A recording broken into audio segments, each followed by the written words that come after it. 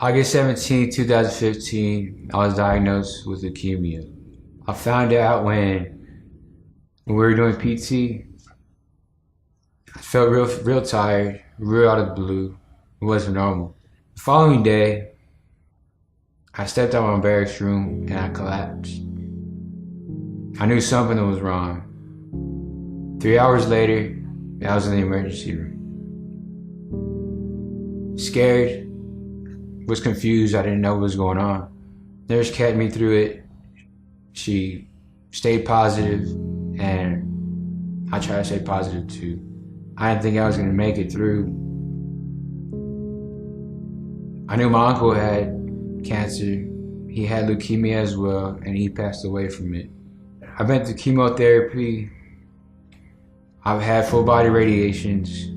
I've been through a lot, but nonetheless, I've always stayed strong. One thing that kept me going was faith in God. But above all was getting that perfect match from my sister Michelle, 16 years old. At that point, I knew I was gonna make it. I knew I was gonna be a survivor, and I knew that everything was gonna go well after that.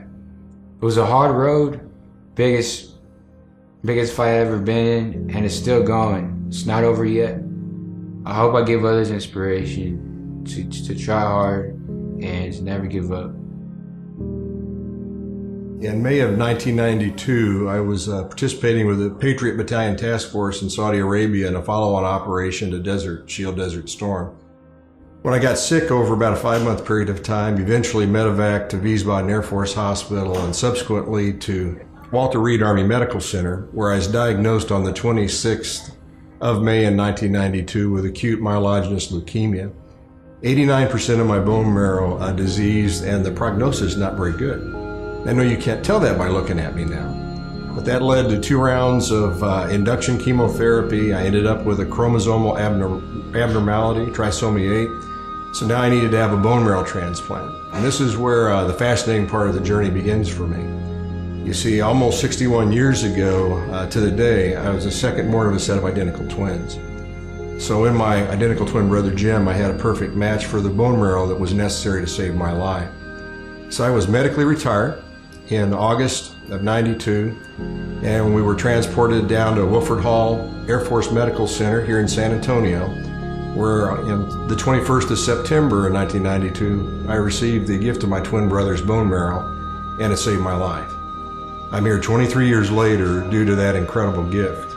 Now I want to talk to you about another gift. I want to talk to you about the gift that exists in non-related matches, anonymous donors. I had the privilege of coaching my high school senior son and a bunch of kids from Hawaii, their local inline hockey team. Well, a couple of years ago, I'm in a job out of the Pentagon working in the Office of the Chief of Chaplains, and one of our old hockey player friends called and said, "Hey, Coach John, guess what? I'm an anonymous match for a person with leukemia, and they're going to fly me into the National Capital Region." And so this young kid that I had the great privilege of coaching hockey was an anonymous match for an unrelated recipient. That person is still alive because of his gift of love and his thoughtfulness. My message to you is just to register and be a donor.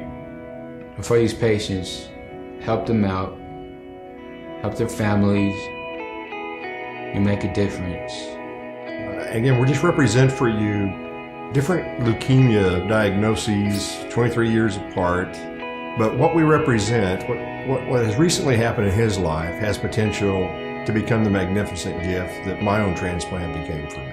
You know, I benefited in a great way, 23 years more of life. I retired in about 2 months with 30 years of service, watched all 3 of my kids grow up, get married, and the grandfather to 7 grandkids. This is the life that's represented in young David's life too. There's always hope. You can be the one that can save a life. Be a donor, donate your bone marrow. Register online. You can do it. Make a difference.